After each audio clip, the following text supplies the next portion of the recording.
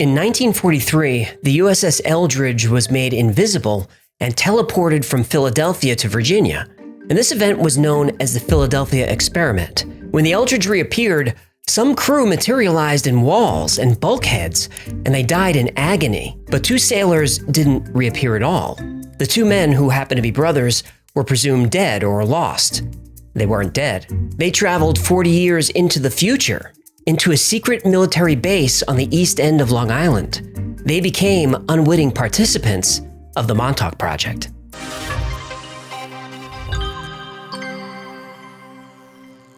In the early 70s, Preston Nichols, an engineer who specialized in electromagnetism, worked for a defense contractor on Long Island. And during this time, he was working with a group of psychics studying telepathy and getting good results. He discovered that telepathy behaves exactly like a radio wave. For some reason, at the same time every day, his subjects' minds would be blocked, and he had no idea why. After 3 years of this strange phenomenon, Nichols brought in radio equipment to monitor the signals during the psychic blackout. He learned that whenever 410 to 420 megahertz was detected, his subjects were jammed, and after 20 minutes, the signal would dissipate and the psychics would open back up. Nichols built a mobile transceiver and tracked the origin of the signal to Montauk Point on the east end of Long Island, New York. More specifically, he traced the signal to a large radar tower on Montauk Air Force Base, so there was nothing he could do about it. The radio interference continued for a few years and eventually stopped. Nichols didn't give it much thought until he received a call from a friend who said the Air Force Base was now abandoned and he should go check it out. And the base was deserted, but for some reason, it was a mess. You would expect the military to decommission a base in a clean and orderly way, but not Montauk. It was as if whoever was working here cleared out in a hurry. And after exploring, Nichols came across a young homeless man who was living in one of the abandoned buildings. The young man acted nervous. He said he was a military technician who worked there, but he deserted when a large beast appeared and tore through the facility, forcing the project to shut down.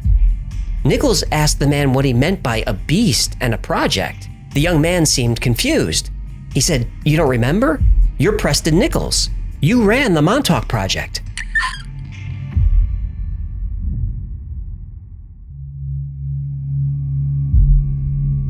In 1984, Nichols began working with a gifted psychic named Duncan Cameron, who he brought to the deserted base. Immediately, Duncan knew his way around. He recognized the buildings and knew specific details like where the mess hall was. The more they explored, the more information Duncan was able to provide. A number of disturbing experiments happened on the property for years.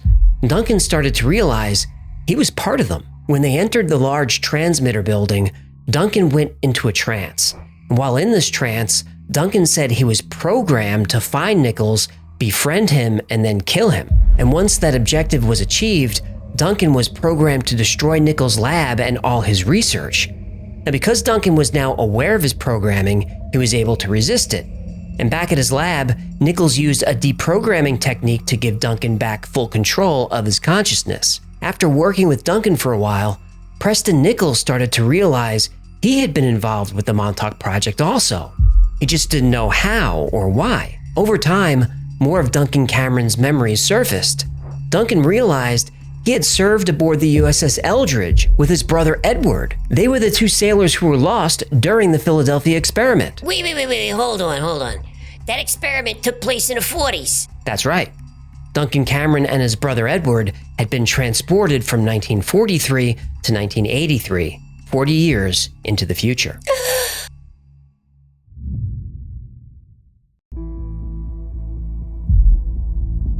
Preston Nichols started to notice strange things when he was at work.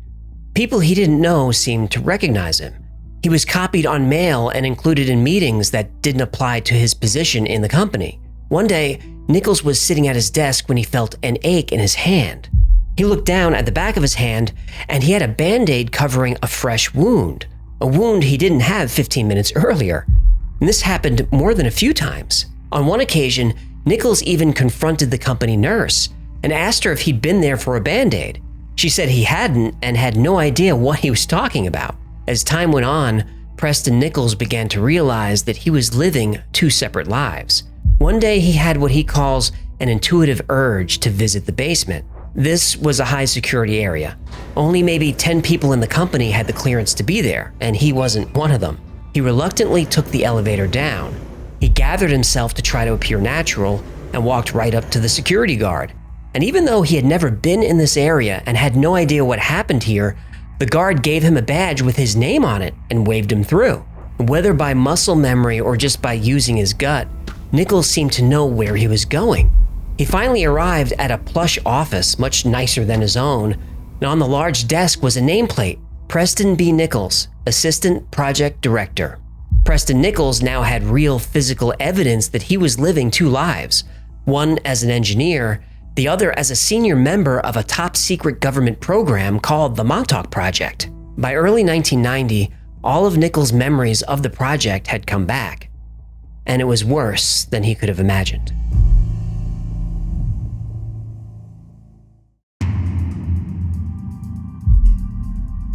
About 50 years after the Philadelphia experiment, a man named Al Bielek would start to have glimpses, visions, and then entire memories of the life of Edward Cameron, a young naval officer serving aboard the Eldridge with his brother, Duncan Cameron. Wait.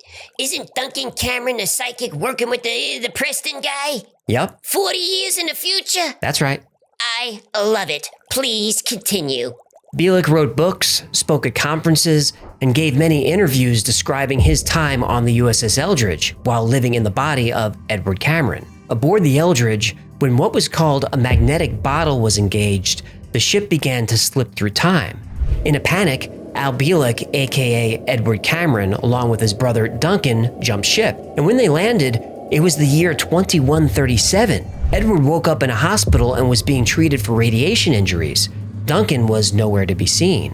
When his health improved, Edward learned more about the world he was now in. In 2137, the geography of the United States is vastly different. Florida and most of the eastern seaboard is underwater. California is a series of islands, and the Great Lakes have combined into one giant lake. After a devastating nuclear war fought between the West and Russia and China, the world's population has been reduced to 300 million people. The United States, Canada, and most governments were gone. Areas were under local martial law. And just when Edward was becoming overwhelmed, he was transported hundreds of years in the future and arrived in the year 2749. He would spend 2 years living in this time. And life in the 28th century was much different than life in the 22nd. The most obvious change was anti-gravity technology. This allowed people to live in floating cities more than 2 miles above the Earth. And these cities were run by an advanced AI, all interconnected with one another. And human life was easy. As long as you contributed to society, all your needs were met. The AI, operating robotic equipment on the ground, handled all farming and food production. Hippie communist paradise. Pretty much. And Edward felt like people lost their identities. Sure, their lives were easier, but they were now mindless drones. Welcome to paradise, comrade. Then suddenly, Edward felt the world shifting again. Now he and his brother Duncan appeared in 1983. When they arrived, they were briefed by government officials and told to never discuss what happened. Now, Edward would be going on his most important mission of all, but he would be going as Al Bielek.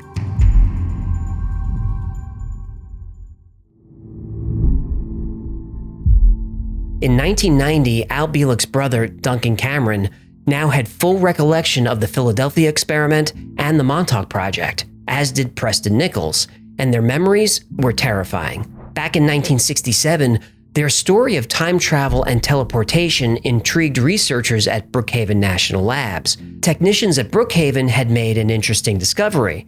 The men serving aboard the USS Eldridge were susceptible to mind control. This breakthrough obviously had military applications. The United States could use this technology to tell an enemy's army to not fight. Wars could be won without losing a single life. And America could take over the planet by controlling everybody's mind. Well, that's a scary thought. Hello. They already do it. What do you mean? Now, come on. The government uses the news media, big tech, and Hollywood to turn you people into sheep. Okay, look, having a point of view is not really mind control. People can still think for themselves. Brookhaven scientists were excited to get started. The Montauk Air Force Station was the perfect place. It was deserted, remote, and had all the equipment they needed. It even had the largest radar antenna in the world. an antenna powerful enough to broadcast high-powered signals for hundreds of miles or more. The goal was to broadcast on the right frequency that could alter and control the human mind. The Montauk experiment had now begun.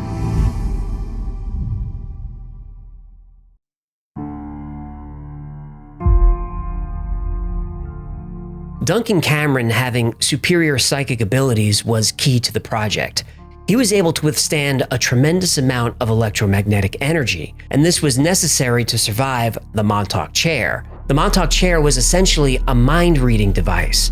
It was a large metal chair covered in coils and sensors, and also connected to the chair were 3 receivers, 6 channels, and a Cray supercomputer. If you sat in the Montauk chair, your psychic abilities could be tremendously amplified.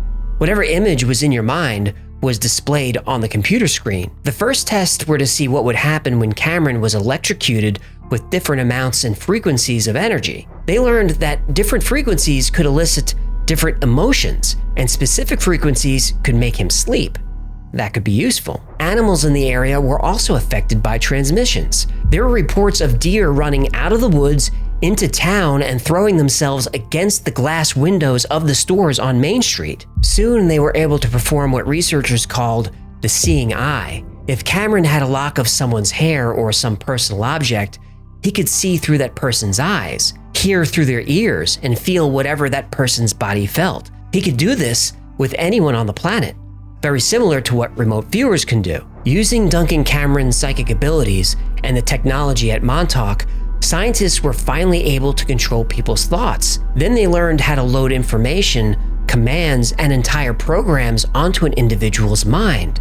And this technique could be adjusted to make people do things they wouldn't normally do. Assassination, sabotage, even self-sacrifice if that was the mission. Over time, the experiments became even more advanced. Cameron was now able to manifest physical objects with his mind. If he thought of an apple or a baseball, the object would appear, first on the computer screen, then holographically, and then finally as an actual solid object in the real world. This breakthrough would lead the researchers of the Montauk Project to their main experiment. Using a huge new antenna and multiple transmitters, they could create a vortex that someone could step through and into another time.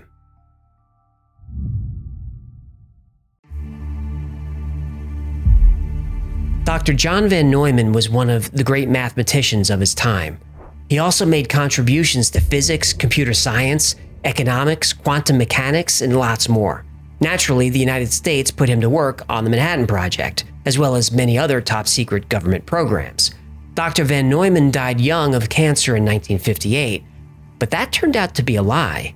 He was actually placed in a program similar to witness protection to hide his identity, and Preston Nichols was able to find him and talk to him about the experiments in Montauk and how they connected to the Philadelphia experiment. Van Neumann, now an old man, had been waiting 40 years for this very moment.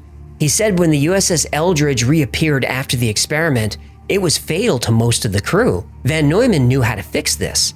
One of the ship's power generators had malfunctioned during the experiment. This is why so many men died. But if someone could go back and disable the faulty generator, the ship would come back properly and no lives would be lost. Al Bielek and Duncan Cameron were selected to go, but they were nervous about it. Dr. van Neumann told them not to worry. He knew this would work. According to the ship's records, they had already succeeded. Back in Montauk, Duncan sat in the chair and created a portal to the USS Eldridge in 1943. Duncan and his brother jumped back onto the ship and disabled the generator. Edward decided to stay in 1943, and when Duncan returned back to Montauk, something had happened. His many jumps through time had caused him to age very rapidly, and he was now dying of old age. Now, this could be a disaster because Duncan is linked to so many events in the past that paradoxes could form. To prevent these disasters, the Montauk technology was used to send a message through time to Duncan's father, Duncan Cameron Sr. At that point, Duncan Sr. only had one child, a daughter, but he was instructed to get busy and make baby boys because a lot depended on it. When Duncan Jr. was born in 1951, the Montauk scientists used the boy as a vessel for Duncan's current electromagnetic signature. This would ensure continuity of the timeline without paradoxes. And using a similar technique called age regression, Edward Cameron's consciousness was installed into the body of young Al Bielek. Now, if you're finding this hard to follow, you're not the only one. All these paradoxes and time travel missions were weighing on Preston Nichols. He started to feel like he was doing more harm than good. To the people in the program, to the planet, and to space-time itself. He decided it was time to shut down the program. And for just this scenario, the Montauk Project had a contingency protocol. Someone quietly walked up to Duncan while he was in the chair and whispered, "The time is now." The phrase worked, and a nightmare followed.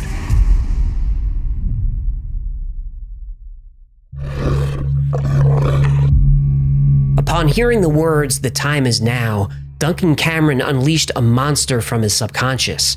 But it wasn't in the lab, it was somewhere on the base. Preston Nichols describes it as at least 10 feet tall, hairy and vicious. It was tearing through the base, attacking everything in its path. Nichols' supervisor ordered the power generators shut down, but that had no effect. The creature was still wreaking havoc, building after building. The Montauk transmitter was shut down. That didn't work. The main power coming from the utility company was cut.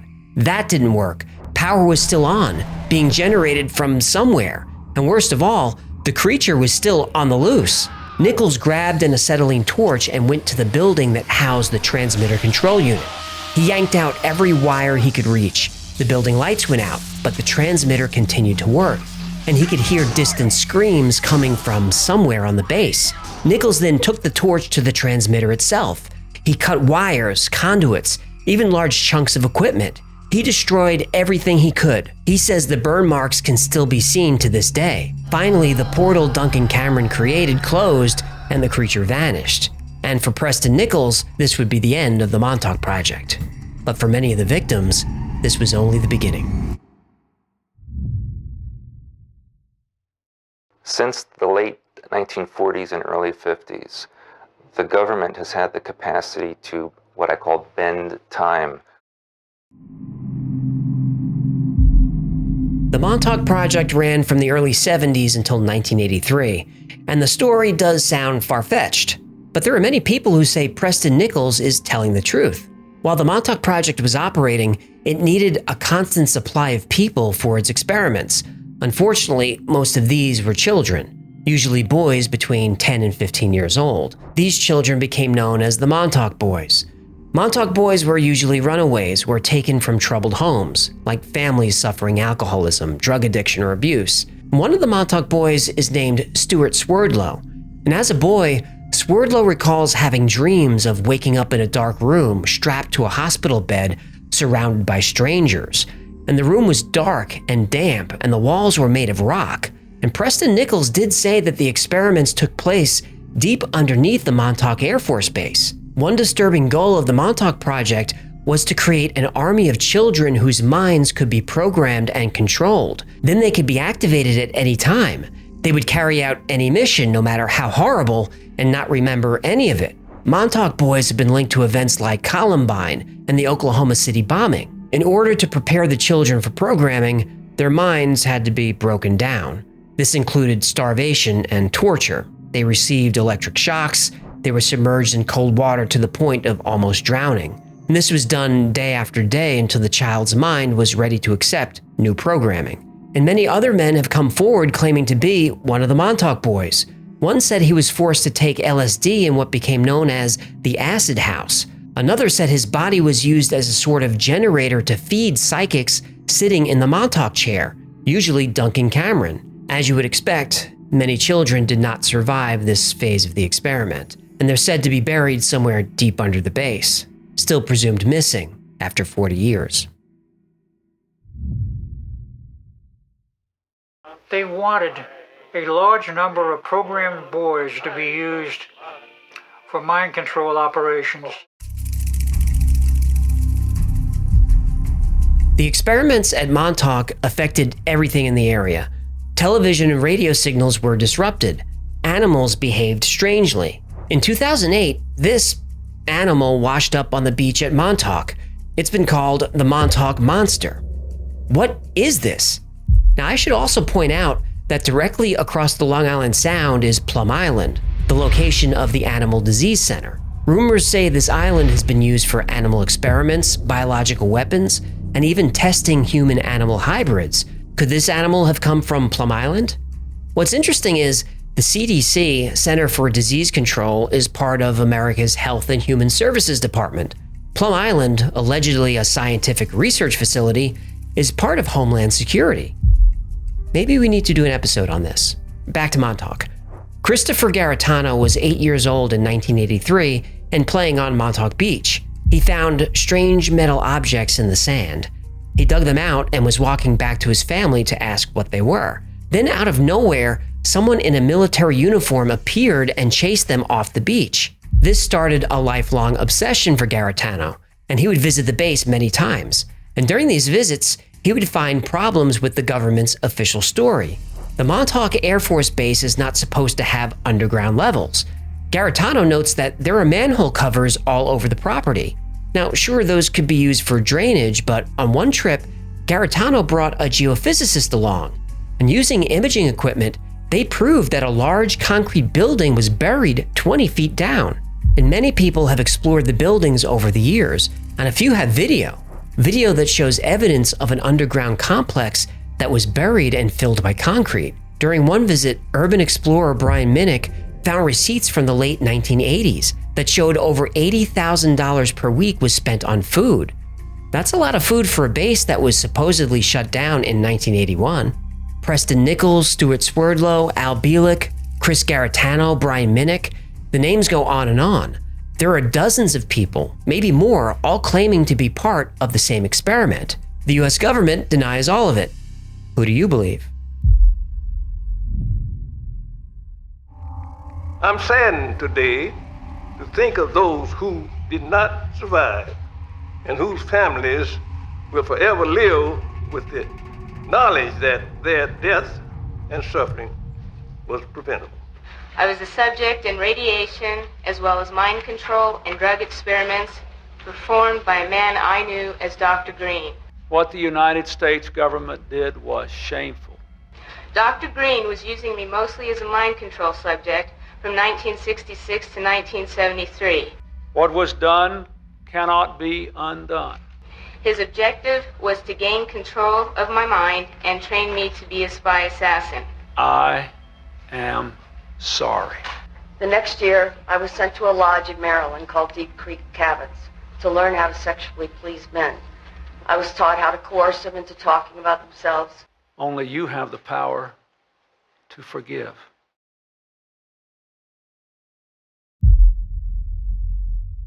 The Montauk Project has probably been my favorite conspiracy since Preston Nichols' book first came out in 1992. I spent a lot of my life on Long Island, so a conspiracy that takes place in your backyard is hard to resist. I've been to the Air Force Base, which is now called Camp Hero, and this story has affected a lot of people. The original title of the show Stranger Things was called Montauk, and a lot of stories are taken from Nichols' writing. And this episode was difficult to research and write, because the more I learned about my favorite conspiracy theory, the less I liked the people involved. First, Al Bielek. He's the man who said he served on the USS Eldridge in 1943 in the body of Edward Cameron. There is no record of any Bielek, Edward, or Duncan Cameron serving aboard the Eldridge, or brothers with that name serving on any ship in the Navy. Now, supporters of the theory say their names were erased or changed by the government. That's fair. In Bielek's writings, he used pictures of his family, Edward and Duncan Cameron, and others. They were all proved to be untrue. Most suspicious of all, Bielek had no memories of the Philadelphia experiment until he saw the movie in 1984. He said the movie brought his memories back, but his story is surprisingly similar to the movie. He also struggled with paranoia and other psychological problems, and he made a meager but sufficient living off selling CDs and merchandise and talking at UFO conventions. He died in 2007. Many people still believe his story, and they claim that the government has sponsored a disinformation campaign to discredit him. Okay, now Stuart Swerdlow. He's a character. He's still around and claims to be a Montauk boy. He also claims to speak 10 languages that no one's ever heard him speak. His DNA has been spliced with aliens. He's been imprisoned by the Illuminati. He can see auric fields. He can travel hyperspace. He's a descendant of Atlantis. I can go on. He's basically been at the center of every conspiracy theory that exists. Moon bases, hollow Earth. Lizard people? Yep, even lizard people. Oh, why create such a wacky story? Well, you can hire Stewart to deprogram you for a fee. Ah, that's why. Now, I'm not saying the guy's a fraud, but I am saying a judge said he was. And if you Google him, it's not pretty. Who knows? Maybe all his potions and vitamins and dog treats will help you reach enlightenment, but I don't recommend buying his products. Did you just say dog treats? Oh yeah, he sells all kinds of stuff. Oh, speaking of selling, did you know that you could buy Wi-Fi's merchandise right now? What's this? It's a sponsor, Reed. Be quiet. We've got Hecklefish t-shirts, mouse pads, and hoodies. We got... This is not a good time for this. Links below. I've saved Preston Nichols for last. There were rumors circulating about Montauk for a long time before Nichols came along, but Preston Nichols is the main man behind the current theory, and he's the only man behind it. He actually opens his first book like this. This work is being presented as non-fiction as it contains no falsehoods to the best knowledge of the authors. However, it can also be read as pure science fiction if that is more suitable to the reader. Now, there are a lot of things that don't add up. Nichols says the Montauk experiment took place 10 stories below ground, maybe lower, and that there are tunnels deep underground that connect to other secret locations in the United States. Now that might work in some parts of the US, but it won't work in Montauk. When glaciers move, they pick up all kinds of sand, dirt, and debris, kind of like a push broom. And when the glaciers recede, the debris remains, and this is called a glacial moraine. Long Island is essentially a pile of glacier debris, mostly sand. You just can't dig very deep there. This is why the only skyscrapers in the area are downtown Manhattan. That's where the bedrock is. Nothing else can support deep digging. But there's one final conspiracy about Preston Nichols we need to discuss. And if you have little ones watching, please send them away for a few minutes. Really.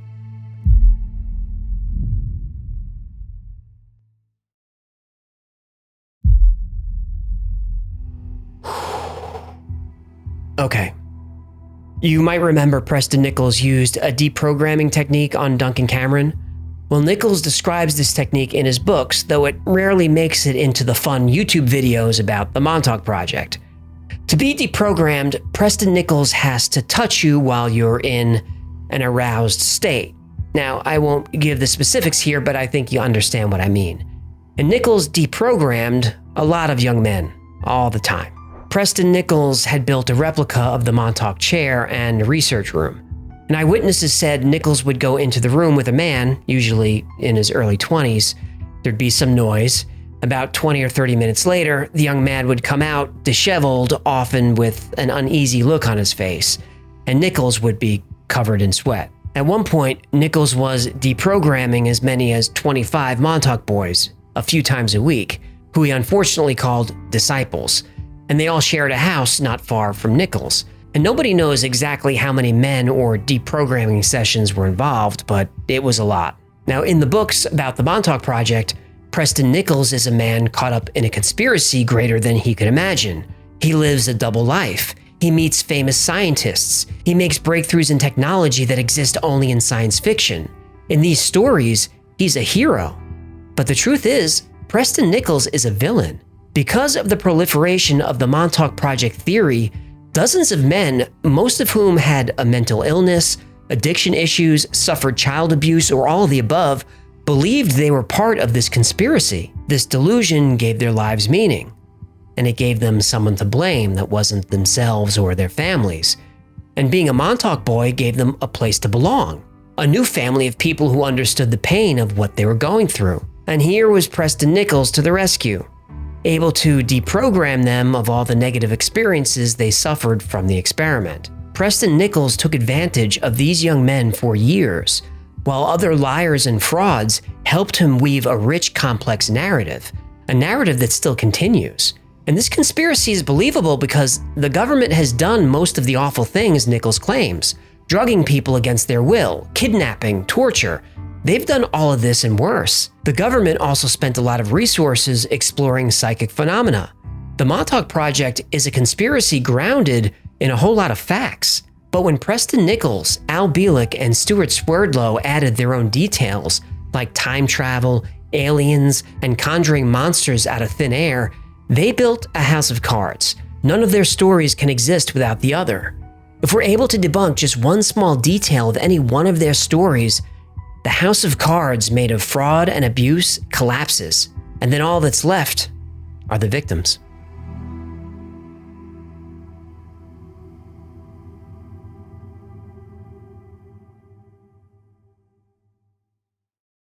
Thank you so much for hanging out with me today. My name is AJ, that's Hecklefish. This has been the Y-Files.